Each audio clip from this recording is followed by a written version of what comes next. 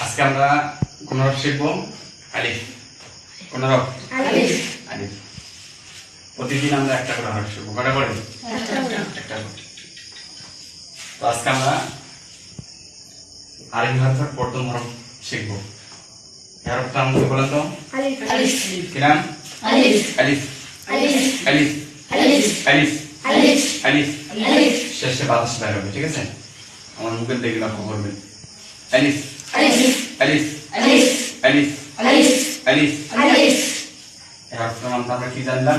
আলিফ। হরফটার নাম হলো আলিফ। আলিফ। আলিফ থাকবে না।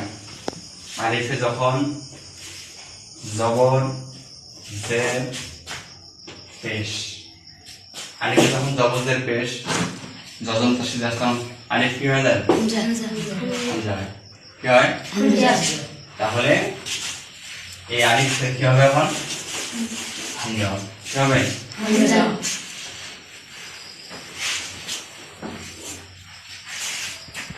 এখন আলিফ কি হয়ে গেছে? হামজা।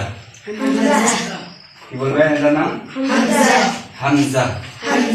হামজা। এই হামজার উচ্চারণ হবে কোথা থেকে?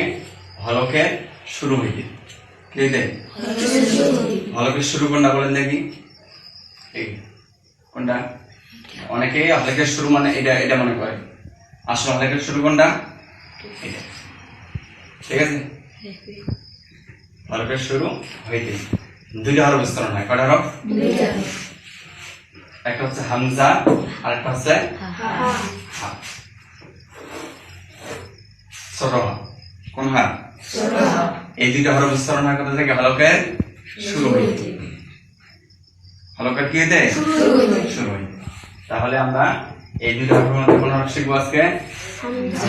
কি শিখবো? হরফ সঠিক উচ্চারণ করেন। হামজা। হামজা। হামজা। হামজা। হামজা। হামজা। হামজা। হামজা। হামজা যদি আমরা জবর যদি দেই, তাহলে হামজা জবর আ। আ। আ। আ। আ। আ। আ। আ। আ। আবার চাপ দেওয়া যাবে না, এরকম বলা যাবে না। যদি আমরা এটাকে চাপ দিই তাহলে কি হয়ে যাবে? আইন হয়ে যাবে। কি হয়ে যাবে? আইন। তাহলে এখানে এই হরফটা আমরা উচ্চারণ করার সময় চাপ দেবো না। কি করবো না? চাপ দেবো না। ঠিক আছে? আ। আ। আ। আ। জের দিলে কি হবে? ই। ই। ই।